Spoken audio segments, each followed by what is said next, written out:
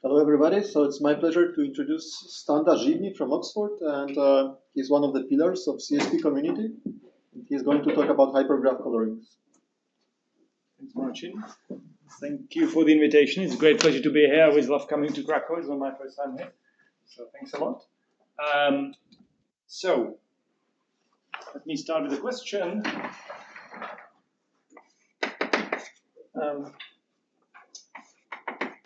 You are given a three-colorable graph G. Can you find efficiently a three-coloring of G? So a motivating question. And you probably mostly know, all of you probably know that this problem is NP-hard. It's NP-hard to detect whether the graph is three-colorable, and hence it is NP-hard to find a three-coloring even if one exists. Because you can just run this algorithm, check the answer, and hence you would be able to decide whether there's a coloring. But if you replace this 3 by a 6, given a 3-color graph, can you find a 6-coloring? The computational complexity of this problem is open. So we don't understand it very well. And for that reason, we will move to hypergraphs, which we do understand a little bit better. So the title of this talk is on approximability, hypergraph colorings,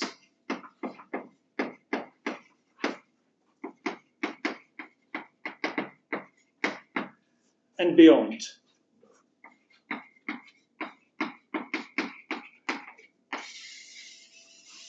And the inapproximability in the title refers to this not quantitative but rather qualitative approximation, as in the example. It's about still have to satisfy all constraints, but in a weaker sense. Okay.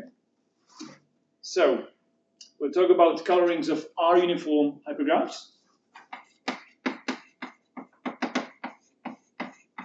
So R is going to be throughout the talk the uniformity hypergraphs. And we'll talk about several notions of hypergraph colorings, namely these three. The first one is not all equal hypergraph colorings. So these are these require that the assignment of colors to the vertices of the graph makes sure that no edge is monochromatic. Okay? So NA colorings, no monochromatic edges. The second notion is so-called conflict-free colorings, CF, conflict-free, and this requires that in every edge there should be at least one vertex that is uniquely colored. So every edge has a uniquely colored vertex. Okay? And the third notion, LO, stands for linearly ordered. So we assume that now the colors is not an arbitrary set, but it's a set with a total order, let's say the integers. And in the LO coloring, we require that there's in every edge there is a unique maximum. For every edge, there is a unique maximum. So let's think about these three notions for a bit. So it's easy to see that if you have an LO coloring of an R-uniform hypergraph, it's also a CF coloring, because that unique maximum is a uniquely colored vertex. And if you have a conflict-free coloring of a hypergraph, it's also not all equal coloring, because there's uniquely colored vertex, so not all colors are the same in every hypergraph. Okay? And of course, in the case of graphs, all three notions are the same. This is the graph coloring. For R equals 3, already LO is different from CF, but CF is the same as an AE. And if you go to uniformity 4, they start differ. Okay? So R equals 4, LO different from CF, different from an AE. Okay. So here's the theorem which I want to talk about today. And I screw up with the space. But maybe I'll manage by decreasing the font size. So this is the main result of this paper, and this is jointly with my student Tamio Nakajima, who's actually in the room, in the back, writing up his thesis. Zephyr Verbim,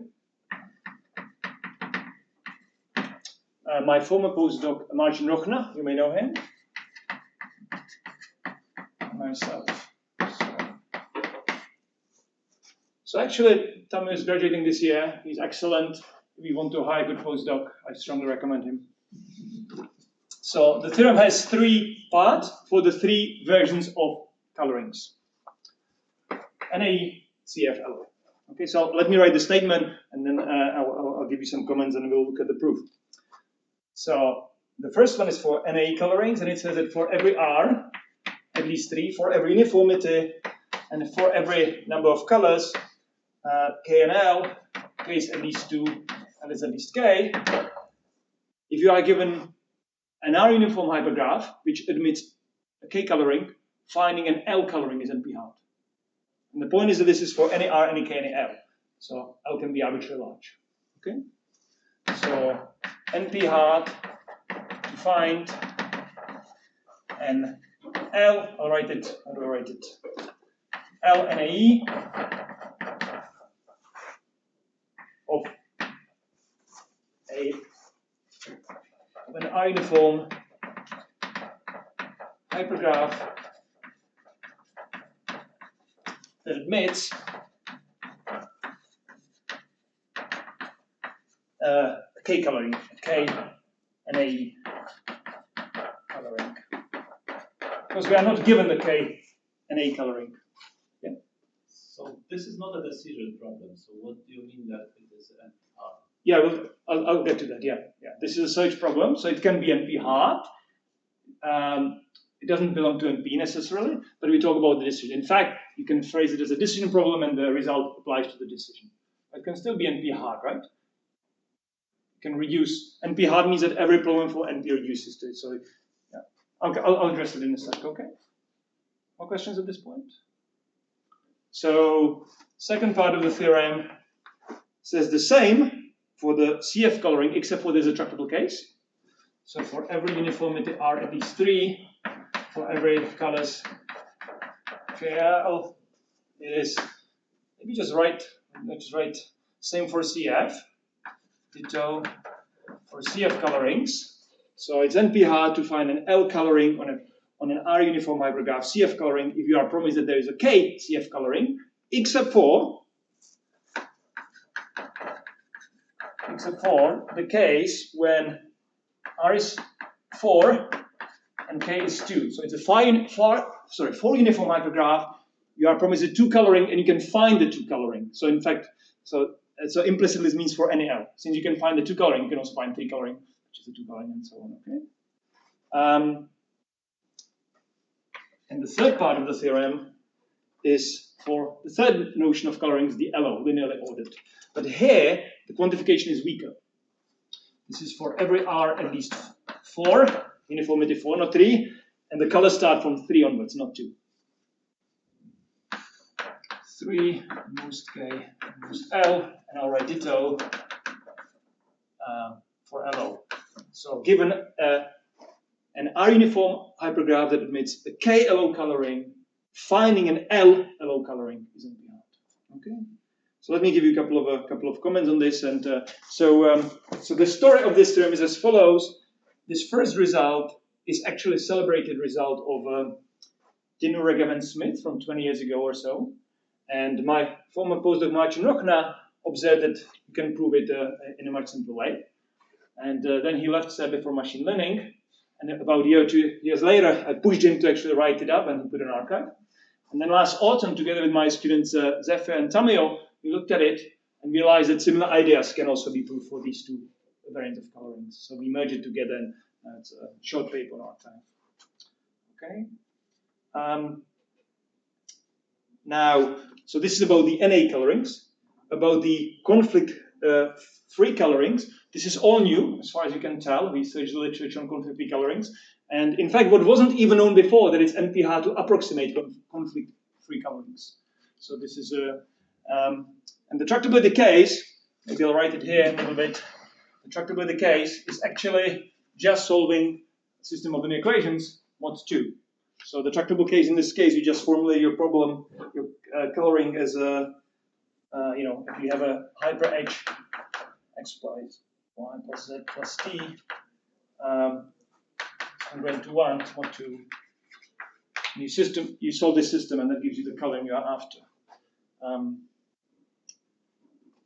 And perhaps the most interesting is the LO colorings. There are still some open cases. So let me tell you a little bit about LO colorings.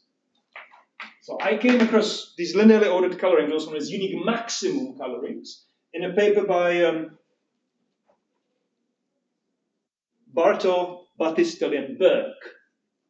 So Barto, Battistelli, and Burke, Stacks 21, and they look at the R equals 3 case, so linearly ordered colorings for 3 uniform hypergraphs, and they conjectured that for any, well, what's in the statement of the theorem for R equals 4, that for any KL at least 2, it is NP hard to find an L coloring of a KLO color of a 3 uniform hypergraph. It's NP hard. Okay? So this is what they conjectured, but in fact, as far as I know, even the case K equals 2, L equals 3 is still open. Okay? And the only other related results I'm aware of is the case K equals 3, L equals 4 is NP hard. And this is actually a non-trivial result using algebraic topology by Marek Filakovsky, Tameo, Jakub Opperschall, Gianluca Tassinato, and Uli Wagner, and this is Stacks 24. Okay?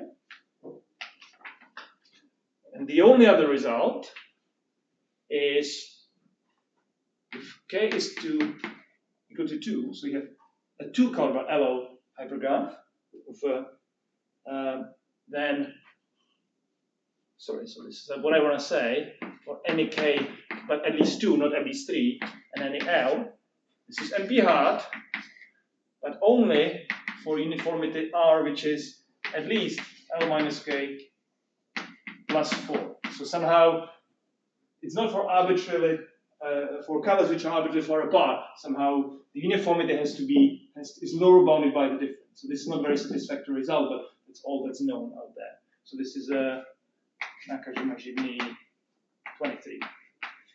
Okay. So this theorem doesn't do it all.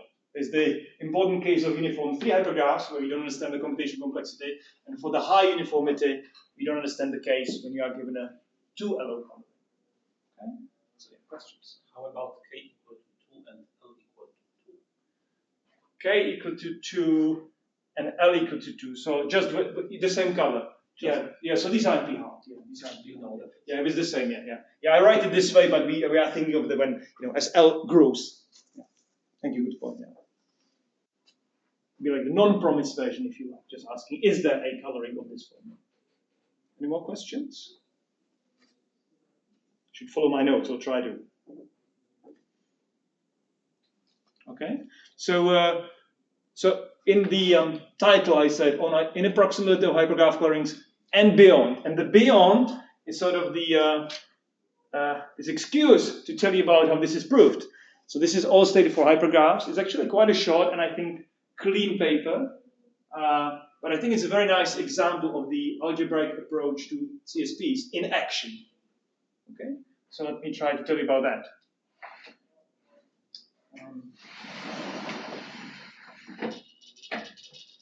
Yeah, like that. Okay. So how do we prove it? So this algebraic approach to CSPs deals with CSPs, which are generalizations of hypergraphs. You can sort of think of them as directed hypergraphs, if you like. So let me just tell you what a relational structure is, but it will be in the special case when relational structure has just a single relation. So in the symmetry case, it would be a hypergraph. So relational structure, usually denoted like this, is just some universe, think of a vertex set, and some relation R, where R is a subset of A to the little r, so it's a relation, but not necessarily symmetric. It was symmetric, you think of it as an R uniform hypergraph. And if you have two such structures, the important notion, this is the same R.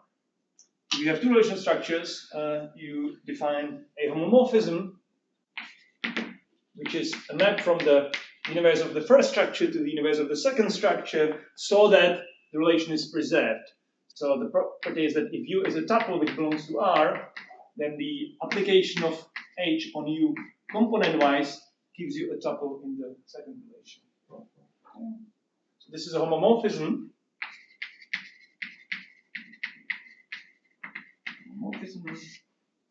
So some standard examples.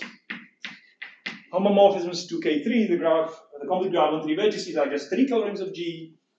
You can look at homomorphisms from G to 4 cycles. So let's name the vertices 0, 1, 2, 3. It just asks you to find these are colorings that not only require that adjacent vertices should have different colors, but they should also have different parties, 0, 2, 1, 3. And since we'll be talking about hypergraphs, some other examples. So for instance, this is going to be notation I'll use throughout. LO subscript 2 superscript 3 means 2 colors, 3 uniform hypergraph. So what is the structure? So 2 colors, so the universe is 0, 1, 2 colors.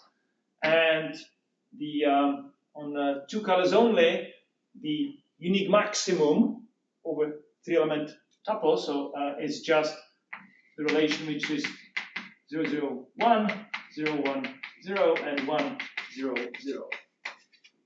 Okay, so this is just definition of some relational structure, and then asking, does a 3 uniform hypergraph has a homomorphism to this structure? Is just asking, is there a LO2 coloring of this hypergraph? This is of course the same as monotone 1 in 3 cycles, which is the same as this form of coloring. Okay, everyone happy with this? And maybe one more example which is really important. Standard non-monochromatic coloring, NAE, not all equal, on the Boolean domain is the same. It's just a structure which on the same universe, and here there's all tuples which are not 0, 0, 0 and 1, 1, 1 tuples. So the 6 not constant tuples. How do I write it? 6 non-constant tuples. 0, 1. So these 3 plus the components. Okay, so these are homomorphisms, and this is what you used to raise the. Okay. So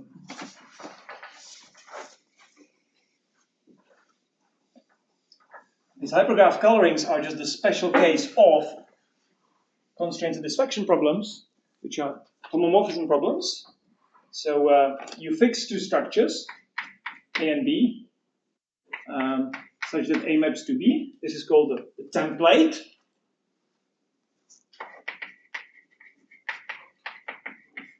And the PCSP, promised constraint satisfaction problem, parameterized by these 2 structures, is the following computation problem. It has 2 variants, the search version and the decision version. This comes back to your question. So the search version, on the input, you are given a structure X,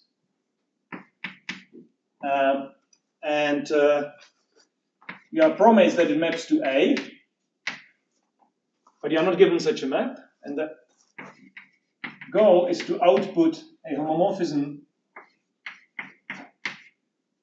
consistent with this, which maps to B. So it should be clear that it exists. You could compose the homomorphism from X to A, and the one from A to B. And so there's certainly one, but you need to find it. So this is the search version. And the decision version of the problem is as follows. You are given again structure X, and you should output yes if X is homomorphic to A, and you should output no if X is not homomorphic to B. So somehow if you think of the simplest example, which is the graph coloring, it says given a 3-color graph, which is a K3-cleat, find a 6 coloring, so map to K6. Here it says, say yes if the graph is 3-colorable, say no if it's not even 6-colorable. Right, so, and it's known and easy to show that decision polynomial time reduces to search, but it's not known to be the case the other way around. In fact, it's not even known for the approximate graph coloring problem. So somehow whether these two variants are equivalent or not is not clear at all. Okay. Any questions? Okay. So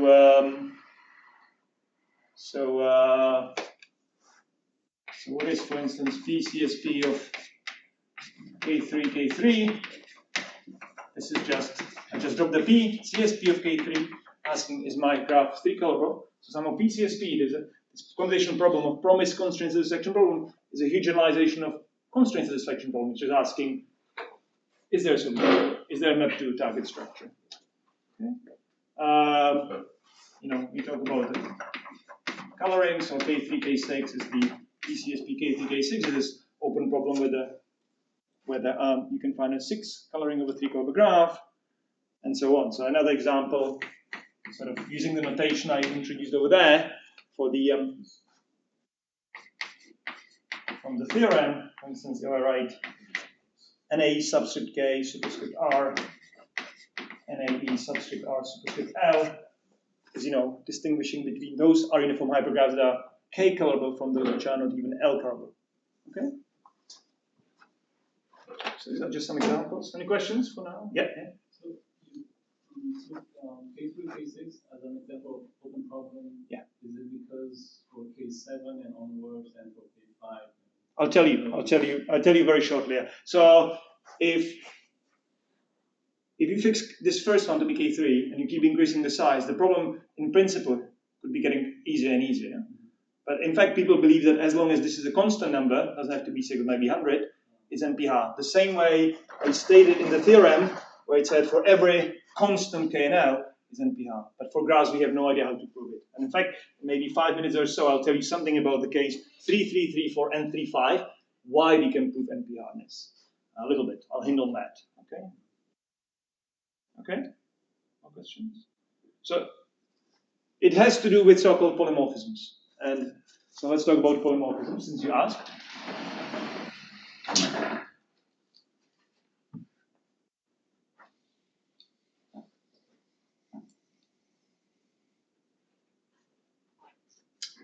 So we have a template, AB, A maps to B, and a polymorphism of this template is a homomorphism from the nth power of A to B. That's what it is. So I usually think of it as a table. So if this map, so it's a map, n-ary map, from A to the n to B. So this is the structure, this is the universe in the standard form. So these two structures have just a single relation of already R. Think of R uniform hypergraph. So I usually think of it, I have this table which is R rows and n columns, and no matter how you fill up the table in such a way that every column belongs to the relation in the first structure, if you apply the function f on each row, function is n-ary, so I apply f row-wise, it gives me one more column, and I require that this column should belong to the S is the relation in the second structure. Right? This is just expanding the definition, taking the power of the structure A. So if it was just n equals 1, it would be like endomorphism, sort of, except for it's going to a different structure, and so on. So this is why polymorphisms are called higher order notions of symmetries. Okay, so this is the definition of a polymorphism. If you haven't seen this object, I'll give you some examples. Okay, so this is key concept in this algebraic approach to CSPs and PCSPs. So here are some examples. So for instance, if A is equal to B, so this is not a promise problem, but just the asking, is there a homomorphism to my structure A? Operation which returns one of its argument, maybe the first one, is a polymorphism. If you think of this table, the operation returns the first argument. So applying to all rows, it just returns the first column. We assumed it's in R. R is equal to S, it's the same structure, so it's a polymorphism. These are the only kinds of polymorphisms you get for, say, 3-sat. So you probably know what 3-sat is a computation problem, not hypergraph coloring, but the fundamental one nevertheless. And these are the only polymorphisms of 3-sat. So maybe I'll just like 3-sat here. Okay. Now, what about polymorphisms of approximate graph coloring? So K, versus K sub L. Okay. So let's see what happens. So if K is 3 and L is also 3, so this is the case of 3 coloring. What are the polymorphisms? Well, it turns out, not hard to show, that the only polymorphisms are polymorphisms which just depend on one argument. Generalize. Okay. So they are very limited. It's operations that only depend on one argument. And you can use this to prove NP-hardness of 3 coloring, if that's your favorite way of showing it. If K is 3 and L is 4, which is the problem of deciding whether the graph is 3 colorable or not even 4 colorable, or in the search version finding a 4 coloring of a given 3 colorable graph, the polymorphisms are not this simple; they are more complicated. So what you can do, you could take, if the graph is 3 colorable, you have a map from the power of K3 to K3, and then you could take any independent set, and you can recolor using the 4th color. That would be still a valid polymorphism. But that's all that can happen. So NP-hardness of this was proved in 2000, but then Brack and Singer-Rusvam in 2016 actually show what the polymorphisms of this problem look like, and that can be again used to prove NP-hardness. So in the interest of time, I'm going to write precisely what I meant by this. It's the only thing that can happen, but you can ask me later if you want to. And for K equals 3 and L equals 5, this was proved to be NP-hard only a few years ago by Bartobulin, Krokin, and Oberschau. And again, the polymorphisms get much more complicated.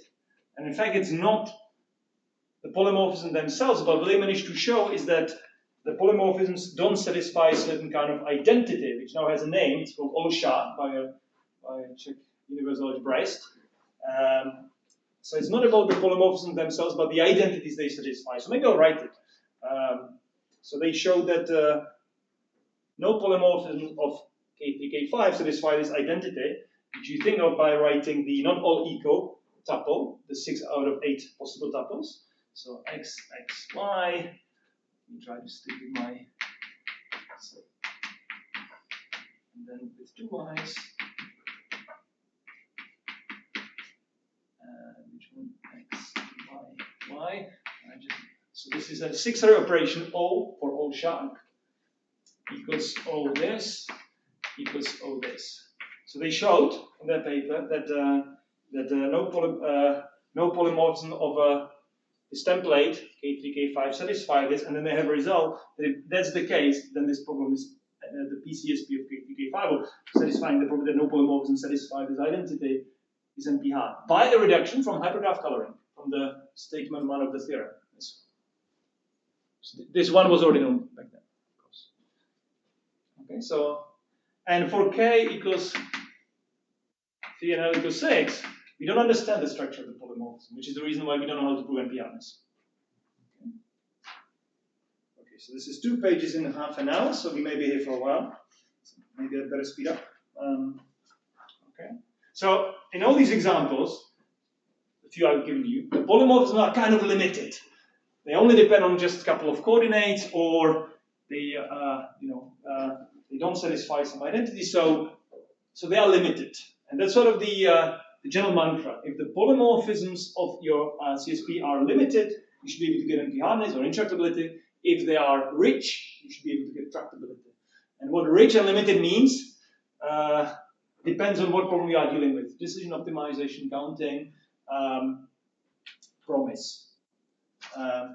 So next I want to give you examples of problems where the set of polymorphisms is rich enough so that you can get some tractability. All this was about NP hardness, but let me give you some positive results, some examples, okay?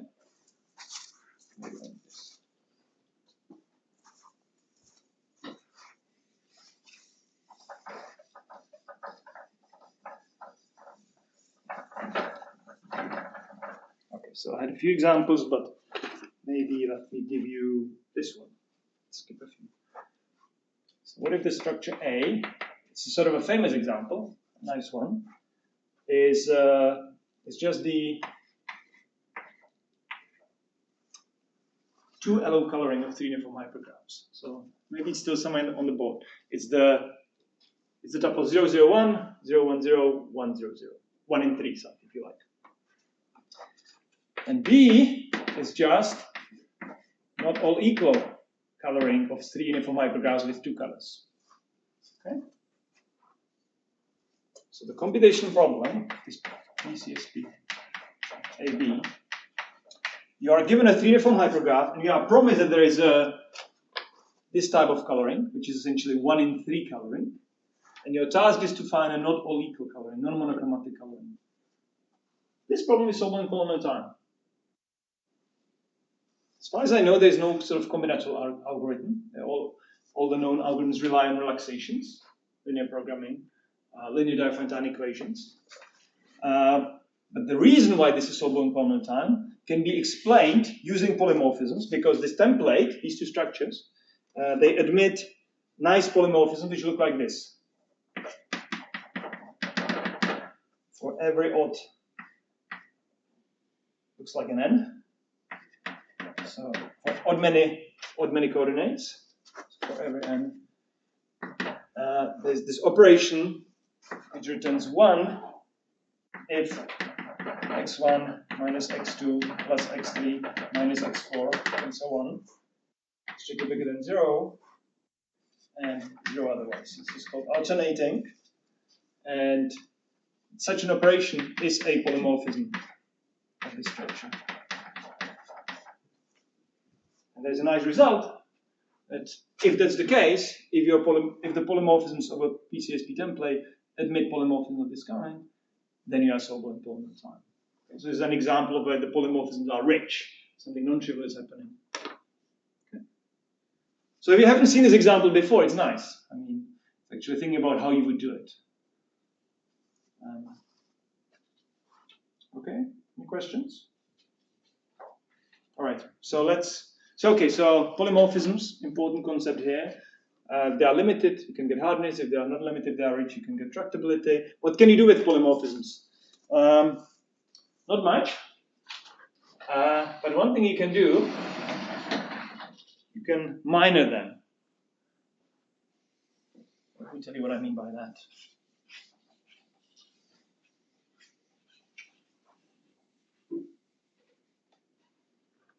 So, definition by example. So you have a, say, 7-array function from a to the 7th power to b, and you have some not pi, which is from 1, 2, 3, 4, 5, 6, 7, so standard notation, 7 in brackets, to 1, 2, 3, 4. Maybe I even have a concrete map here, in fact. So let me see. 1, 2, 3, 4, 5, 6, 7 is mapped to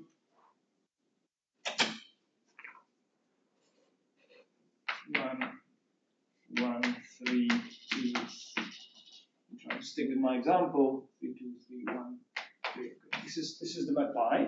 Okay. Every element from 1 to 7 is given some number between 1 and 4. And f minored by this map pi is defined to be this. So this is a now 4-array function, x1 to x4, and it's f where the arguments are given by the map pi. So in this example, x1, x1, x3, x2, x3, x1, x3. So the indices here correspond to the this one. Okay. So this is called minor. Is known as minor of f given by pi. So what does it allow you to do? Well, it allows you to take a function, this f, and it allows you to, say, permute the arguments. It allows you to identify arguments, and it allows you to introduce number variables, inessential arguments. That's all it allows you to do. Okay? Because it could be, the image could be larger than 7 and so on. Okay? So this is what you can do with polymorphisms. You take a polymorphism and you apply minus to them, and it just follows from the definition that if an operation is a polymorphism of some template, then its minor for any pi is again a polymorphism.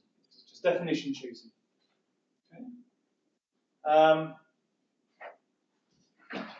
Instead of operations which are closed under minus have a name, they're called minions. A minion, concrete minion, is a set of operations, say from A to the N to B, and can vary here operations of different arguments, closed under taking minus. So these are minions. So polymorphisms of PCSP templates are minions. So that's nice.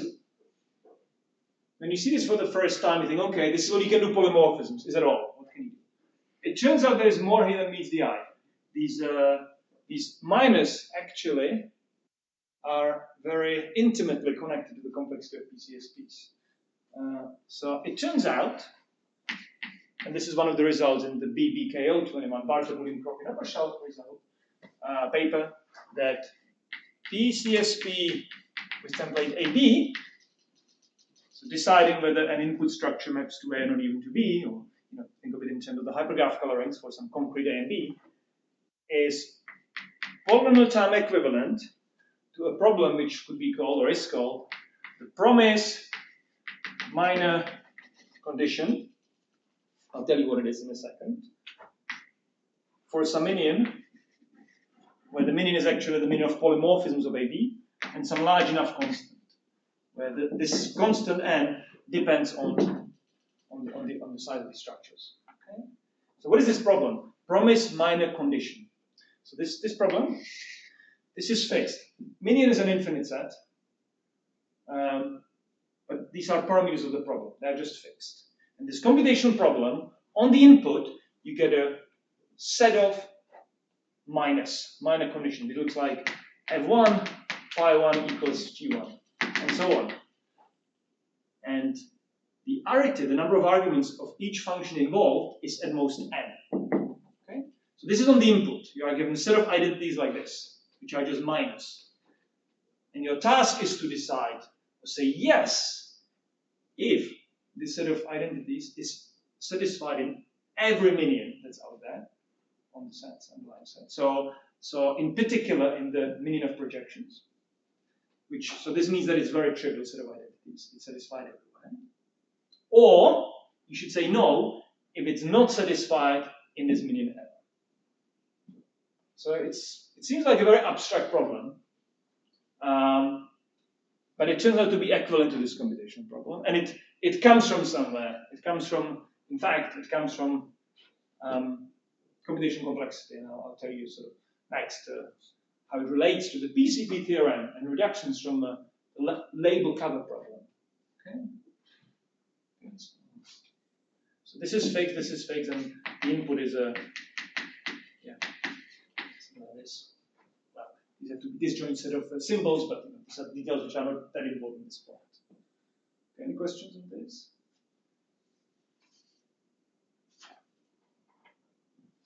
Okay. All right. So where does this come from?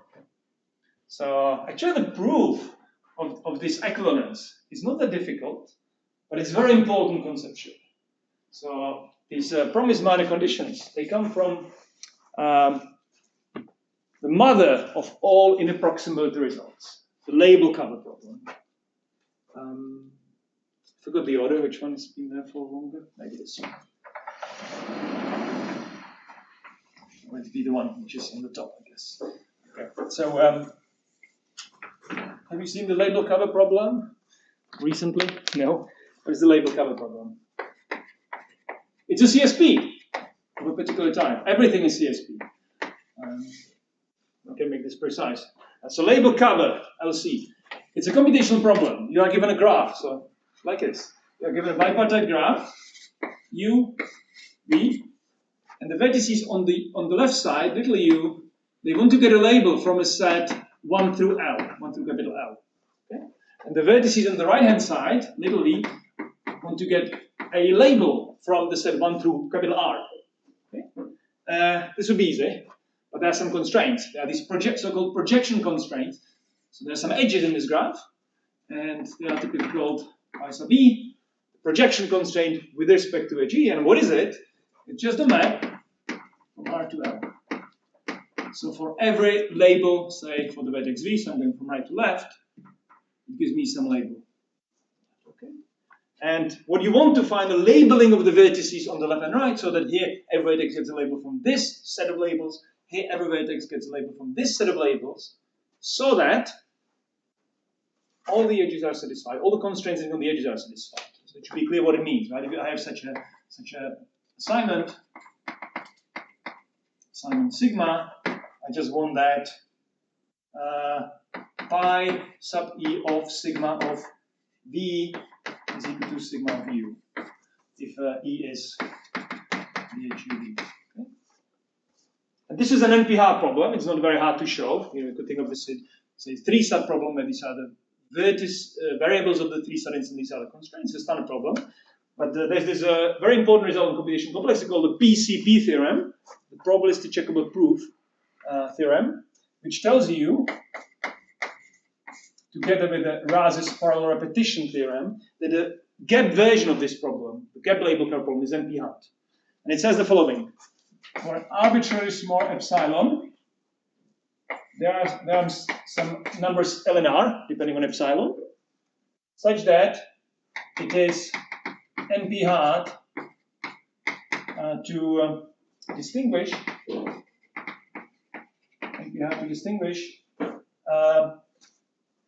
label cover instances which are either perfectly satisfiable, all constraints can be satisfied, versus at most epsilon satisfied. Only epsilon fraction of all the constraints can be satisfied. It's like a gap version. You're not asking satisfied or not, but all versus at most epsilon. Are perfectly. So let me write one satisfiable, and at most epsilon satisfied. Okay. So this is NP-hard. And this promise minor condition problem, it's very closely related. It's sort of the connection. You can then get a NP-hardness reductions for PCSPs by reducing from variants of the label cover problem, with this gap version, where you reduce to the promise condition problem, promise minor condition problem. So let me give you a little intuition, and then we'll get to some combinatorics. Okay.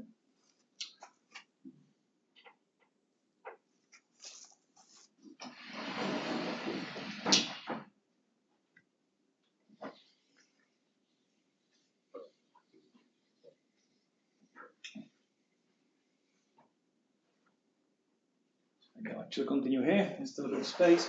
So what do you want? You want a reduction from this gap variant of the label cover coming from the PCP. So gap label cover, you want to reduce to promise minor condition, where the meaning is the polymorphisms of AB, and there's some constant, depends on the size, instead of only A.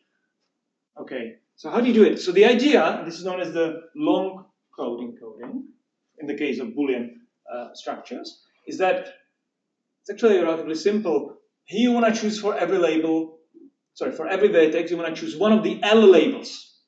And you encode the choice by associating with U a function of mod of L arguments. And the choice for the ith label is going to be encoded by the ith projection. So the operation returns the ith argument. That's how you encode the choice. So in your reduction, you just, for the definition of a polymorphism, you enforce the fact that these functions, so with each you associate a function of u, which is L array, and here it's going to be a function f sub b, which is mod of R array, and you enforce that these functions are polymorphisms of the template AB, and then these projection constraints give rise to minus, like on the board over there. You say that the minor f of b is equal to minor of f of b. Okay? And once you have that, when you prove NP hardness, you always show completeness and soundness. Completeness says yes instances to yes instances. Soundness sends no instances to no instances. So the completeness case, what you need is that yes to yes. I give you a satisfiable instance of this label cover problem. You want to show that there's a solution satisfied in every minion of this minor condition problem, in particular in projections, and that's just for free, because the choice of label in a solution to label cover problem, you just take, if here's the third label, you choose the third projection, and so on. And so that's preserved easily. The difficulty always is the soundness. And the soundness, okay, so this is no instances to no instances. So you want to argue that if a GLC, the cable label cover problem, is at most epsilon satisfiable, then the system of minor conditions this reduction produces is promise minor conditions not satisfied in the minion polymorphism of AB. And usually you prove the contrapositive, so from right to left but negating. So what we really want to do is that if you have a solution, if this set of minor conditions is contrapositive, if you have a minor conditions, promise minor conditions satisfiable in the minion of polymorphisms of the template, you want to argue that you can satisfy more than epsilon fraction of the constraints of the initial gap label cover problem. So can satisfy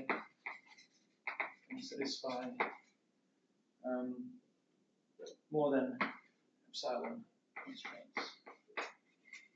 Okay. And how do you do this? Well, in order to do this, you need to somehow understand this minion of polymorphisms. So here's a simple example. If it happened that the polymorphisms are very limited, like the examples I gave you at the beginning of the lecture, that all polymorphisms in this minion depend on at most m arguments. Sometimes they are called m juntas, so you pronounce it. So if they all depend on at most m arguments, what you could do, you could just choose, if you have a solution in polymorphisms, for each polymorphism in the solution, you just choose one of the m arguments the function depends on uniformly at random. You do this for each function, and with probability at least 1 over m squared, 1 over m on the left-hand side, 1 over m on the right-hand side, with probability at least 1 over m squared, you satisfy the equation, and then you just choose epsilon to be 1 over m squared in the PCP theorem. And the PCP theorem tells you for arbitrary small epsilon, so you have a control over the epsilon. You choose small enough, and you get a small enough, and your reduction works. So the reduction can be always done, but in order for it to work, you need to show this preservation of no instances, and this is one way when you can do it. If the polymorphisms of your template, of your CSPs or PCSPs are very limited. So for instance, this is not the way you would probably prove that a 3-coloring is NP hard, but this is one way how to do it. Right? I'm just giving you proof, right? This methodology which goes way beyond 3-colorings, okay?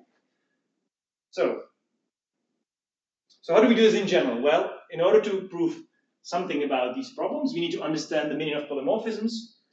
if you want NP-hardness, they better be limited. And that's what we did in this result, which I'm finally coming to. These various versions of hypergraph colorings. We studied their polymorphisms and showed that they are limited. So let me give you a key definition from the paper of a operation being avoiding. Okay.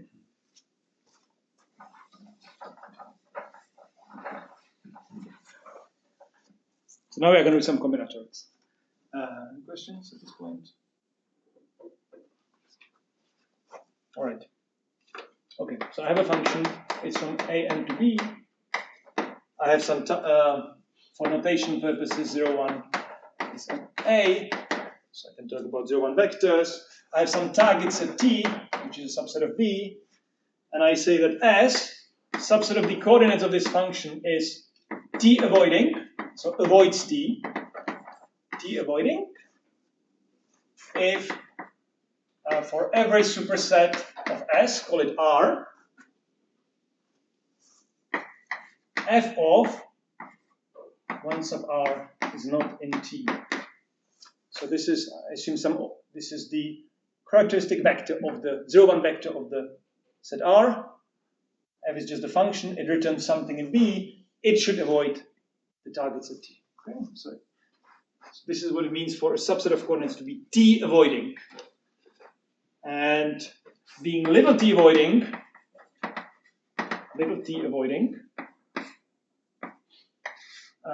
means that S avoids some set of size little t. So t avoiding means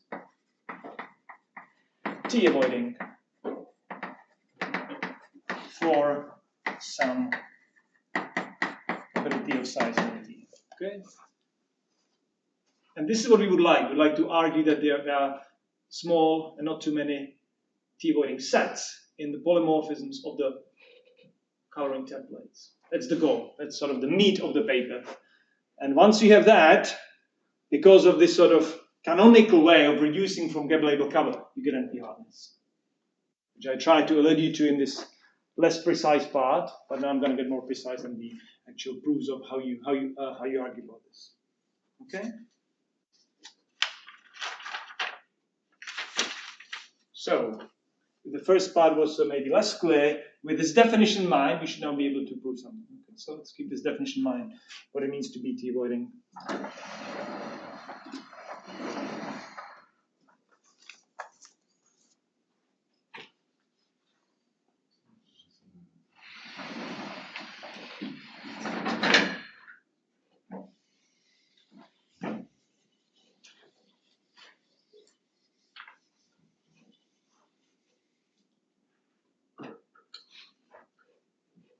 Okay, so I have two little lemmas I would like to prove, and then I'll conclude.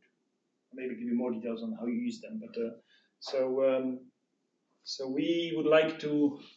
So what is the goal? Ultimately, we'd like to show that this BCSP of, okay, let's say this, conflict-free 3 versus conflict-free 3 colors versus L colors.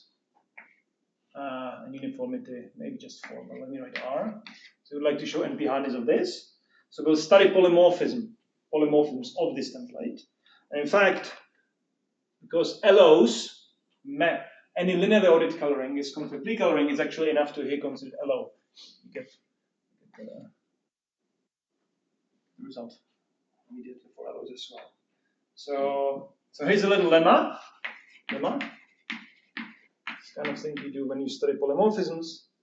If F is a polymorphism, say R to N, this is sort of notation, and NRE map, so NRE polymorphism of LO, this is the goal, so this is LO's 3R, CF, LR, R is at least 4. I would like to argue that every such thing, every polymorphism of this template, has a one avoiding set of size at most L, has one avoiding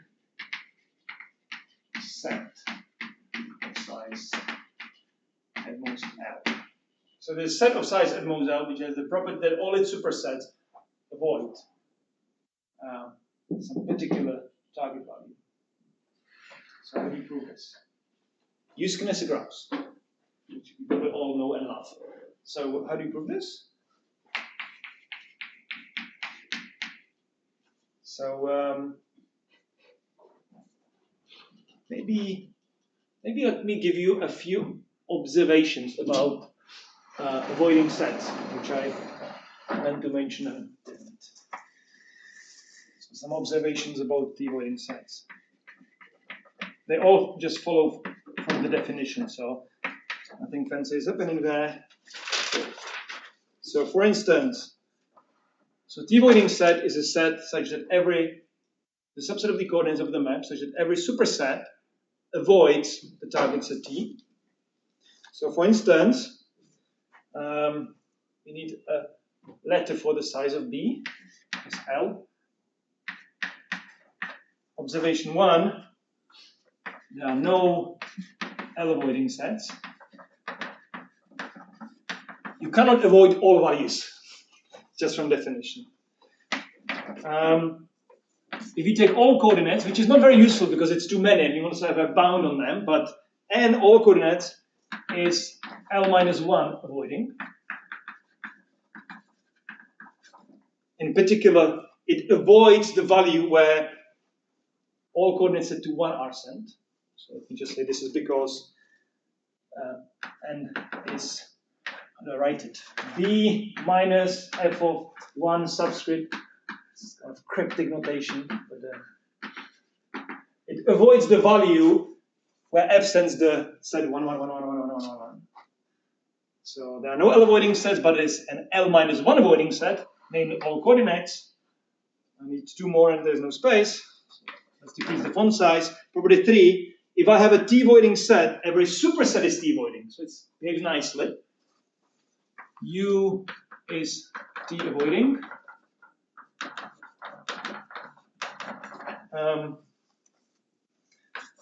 Every V superset of U is T avoiding.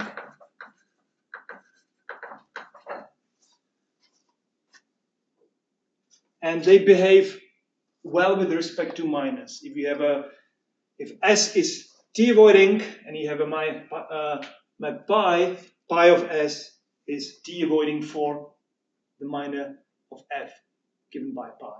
So maybe I'll write it here. And that's key property. It's maybe the only one which requires 2-line proof, which doesn't follow immediately from the definition, but it's a simple observation. S is T avoiding, then pi of S is F minor of F by pi avoiding. Sorry, it's T avoiding. What am I saying? S is T avoiding, pi of S is T avoiding for this function. So it's T avoiding for the same target. T avoiding for the minor of F. So what is the idea of these avoiding sets? Maybe let me give you the idea and then we'll do the common absolute. So what is this fourth property? Say it again, sorry. Yeah. What is this fourth property? The fourth property. If S is T avoiding, then pi of S is T avoiding for the function for the minor of F given by pi, which is, if you remember, minus. It's essentially a composition of F with pi. That's how you can think it. Okay. So it tells you that if you have a T avoiding set, so subset of coordinates that make sure that every superset of those coordinates avoids these targets at T, and then you change the function F by permuting variables, identification, or introducing dummy variables, pi of S is going to be T avoiding for the new function. So it's the same pi here and here. So somehow, with respect to minus, this notion of avoiding behaves well. That's important, but yeah. Okay. And these are good. Avoiding sets are good. So why are they good? If we have, so they behave well with respect to minus, which is what we need. And we would like there to be small avoiding sets. But there could be too many. But if there are too many, which is one of the lemmas we may or may not prove, if you have too many disjoint t-avoiding sets, you can show there's a small t+1 avoiding set. And you keep going. If you have too many, and this is a binomial coefficient, you have too many t+1 avoiding sets which are pairwise disjoint, you have one which is t+2 avoiding. And you keep going, but because of these properties 1 and 2, at some point you have to stop. And when you stop, you have some k avoiding sets, and there are not too many of them. These are all constants that depend on size of A and size of B. And that is going to be the coordinates, the polymorphisms of these templates, say, depend on. And that's the decoding scheme from the PCP. And that's how you get the reduction, the soundness part of the reduction.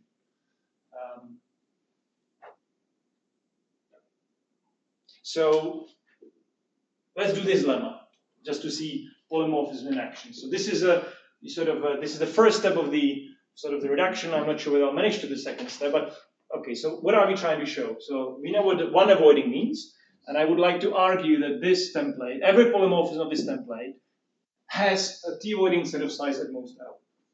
Okay, so let's try to prove it.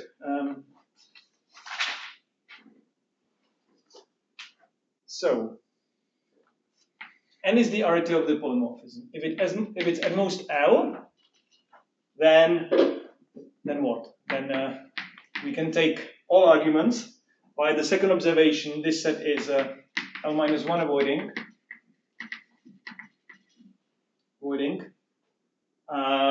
So in particular, so it's and what is the size? Well, it's at most L. So it's also L avoiding. So we are fine. So it's okay.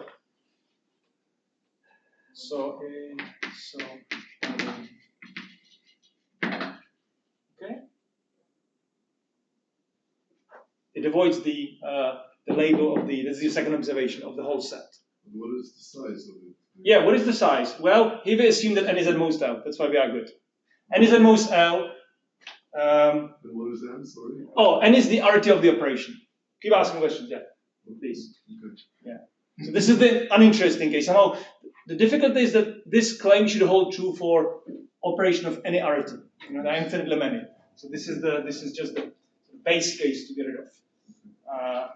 So let's assume that n is the arity is bigger than L. And now we employ kinesigraphs. So H, let me try to write it so it doesn't look like n. It's just chosen to be n minus L over 2, and ceiling of that. And we built the kinesigraph on n vertices with parameter H. So this is what? So this has vertices 1 through n, and two subsets of side H are connected if they are disjoint. So the H set is, say, ST, such that ST belong to what? Subsets of 1 through n of size H, and S and T are disjoint. So this is the Knesset. So the vertex set should be subsets of size H. Yeah. Sorry. Yeah. So how do I write? So and choose H. Yeah. Thank you. Good. People are still paying attention. Thank you very much. This is the vertex set, and two such subsets are connected by an edge if they are disjoint. Hopefully everyone agrees. Yeah. So, and the H is why is this H chosen this way? It's for coloring. So we have this kinesigraph, and if you have a subset of n, which is of the appropriate size, so it can say as belongs to. If it's a vertex, we color it with what f returns when applied to the set 2.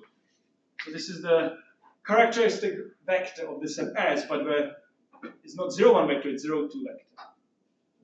For some reason. It's important. So it's a vector of, and then where we put 2, if the element belongs to S and 0 otherwise. Right? So this just returns a number between 1 and L, and we give this vertex this color. It's not going to be proper coloring of the kinesigraph. That's why we chose H as we did. But this is, we just color the vertex the color of the vertex S in the Kneser graph is going to be this. Polymorphism applied to this evaluation. Okay? This is just a choice. And it turns out to be a good choice.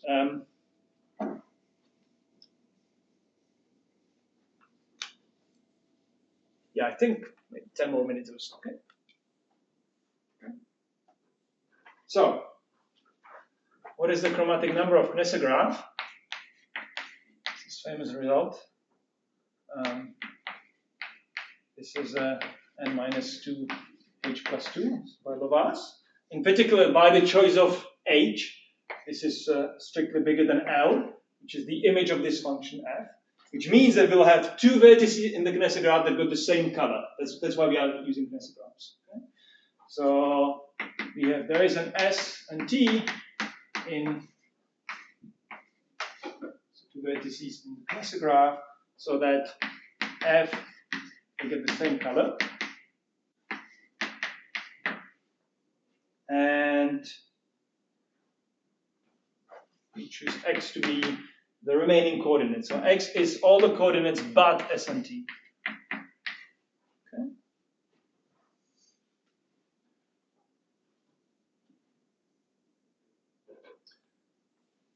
And we would like to argue, and we will now argue, and that's going to be the end of the proof of this lemma, and almost the proof of the lecture, that this set x is what we are after.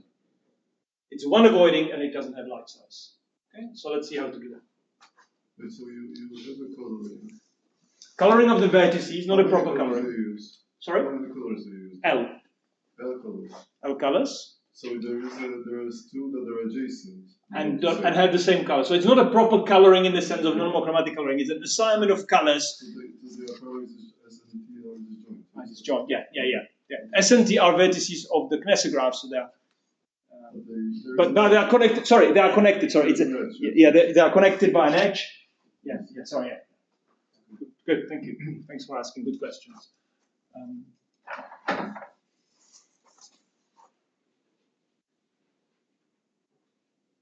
Yeah, I have it in my notes. I'm just failing copying it on the board.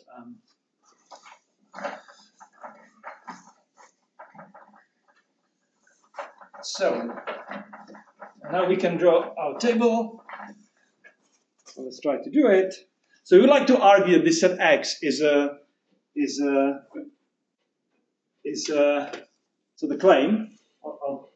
Little spoiler. We want to argue that X is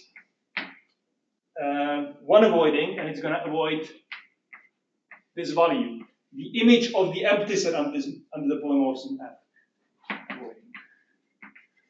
So it avoids set of size 1, so it's one avoiding. Okay, so that's the goal. So by definition, if something to be one avoiding, it has to avoid this set. For any superset of X has to avoid it. So take any Y superset of X, and let's see what we can do. So we'll draw this table. So second row is going to be. Okay, so let me try to follow my. Sorry, what do you mean by F? Oh yeah, so this is F evaluate to 0, 0, 0, 0, 0, 0. Yeah. I'm sort of switching between applying F to subsets and vectors with the obvious correspondence between the two. Okay. So here I'm going to do S. I'm going to do T. This is the partition of the 1 through n. S and T are disjoint and X is the complement by choice. Now I have some superset of X which is Y, so I'm going to write the vector 1s and Y. So it might have some 1s in S, it might have some 1s in T, but here it's going to be all 1s because it's Y is a superset of X. I'm going to write the vector 2 sub S, so it's the vector which has 2s in S and 0 everywhere else. I'm going to write 2 sub T, which has 0s in S, 2s in T, columns, and 0 everywhere else. And just a 0 vector, so 0 throughout. And let me do it just once, and this is going to be for RT uniformity 4, but I could repeat this one R minus 3 times, and it will be the same. So this is my tableau from the definition of polymorphism. So let's first observe that the columns are actually belong to LO34. So they are linearly ordered colorings of, say, R equals 4 uniform hypergraphs. So in each column, I should have a unique maximum. So let's observe that here, in the S part, the unique maximum is the 2 in the second row. Here, the unique maximum is 2 in the third row, and in the third part is the 1s in the X part. So every column belongs to LO34. So it's values between 0, 1, 2, 4 tuple. It has unique maximum. And because every column belongs to LO34, and because I assume that F is a polymorphism of LO34, if I apply it row-wise, I should get a tuple that belongs to CF34. So what do I get? And I get, if I apply F on each row, you get F of 1 sub Y, you get F of 2 sub S, you get F of 2 sub T, and you get F of the empty set. And these two are the same. We chose S and T carefully, right? That's why we chose number of colors bigger than the chromatic number of the connectograph. So these two are the same. So what does it mean? Because it's a conflict-free coloring, there has to be uniquely colored vertex. These two have to be different. So, because this column belongs to CF34, F of the empty set is different from F of 1 sub Y. And that's what we wanted to show. That F, when applied to Y, gives a different value. And this is for any Y superset of X. So indeed, this one value, whatever it is, F of the empty set, which is one value between 1 and L, is the set of size 1, the target we try to avoid. So X is indeed an avoiding set, and we also need that it's not too large, but that should be again just from the choice. Because what is the size of X? Mod of X is at most 2 minus 2h, and h is n minus over 2, so it's gonna be fine in use L, right? So this is the first step. We show that every polymorphism, for every n, any n-ary polymorphism has one avoiding set of small size. And in the second lemma, which you do very similarly, just have to be more careful with the numbers, but the tableau, this kind of table with 4 rows and various columns, looks similarly. That if you had too many t-avoiding sets, which are pairwise disjoint, you would get t plus 1 avoiding set. And then, because of maximality, you could do this at some point, you get not too many disjoint, say, k-avoiding sets, and this is going to be the important coordinates for your polymorphism. And from that you can and then through the machinery, so this is the combinatorial part, and then through the machinery of the reductions from the PCP theorem, we get NP hardness. So this part is sort of, quite independent of the rest. I mean, this is a definition. Okay, where's the definition actually? Somewhere there was a definition of t-avoiding sets, and this is just the property of,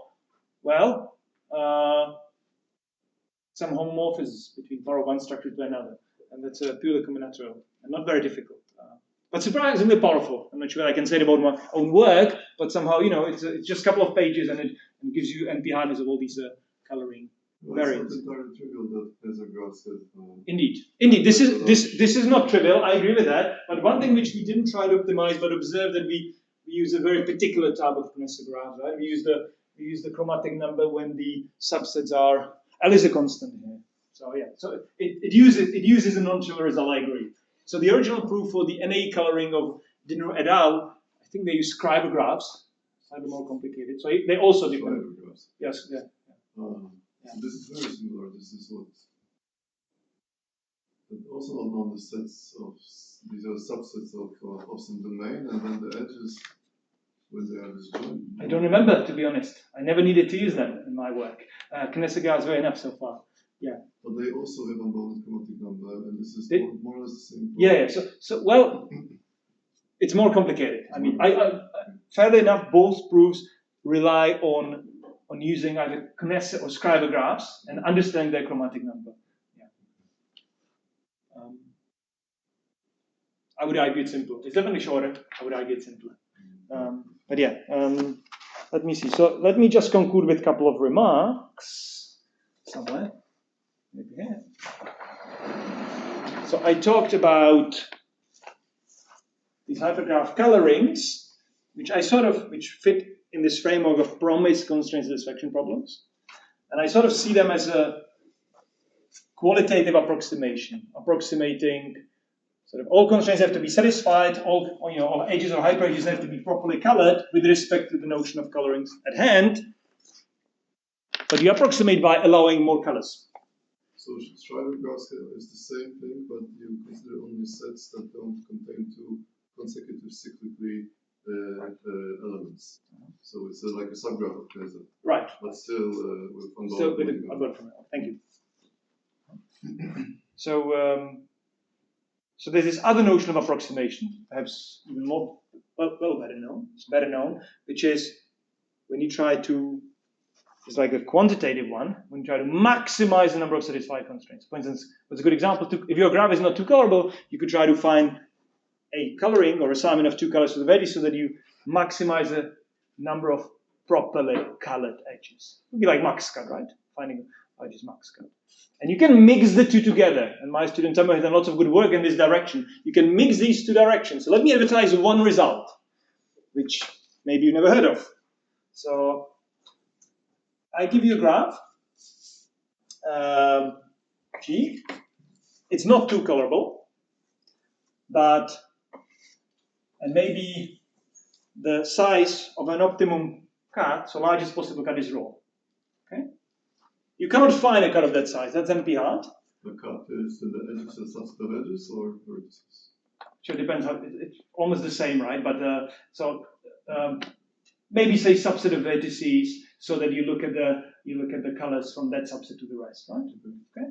So that you can think of it as because there's no two coloring, it's some sort of imperfect two coloring, and so I measure the number. I measure the size. Okay, that's probably where your question comes from.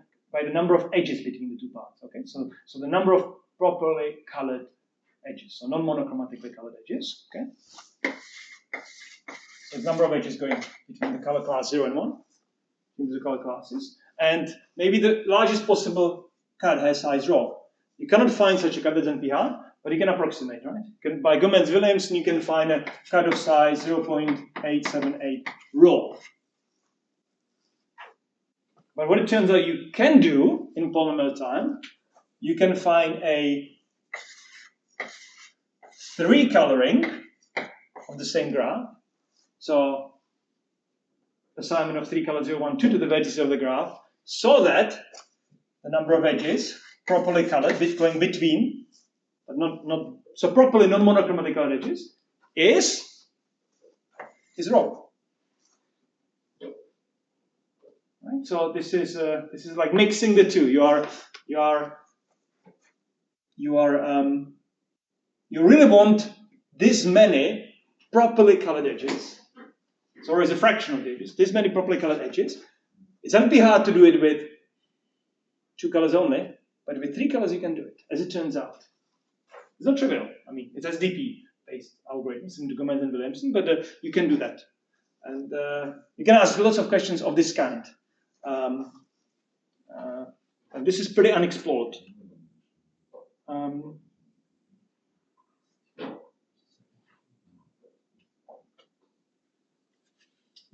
I think I'm happy to answer some questions offline later, but I think I'll stop here just to be somewhere. Okay, thank you.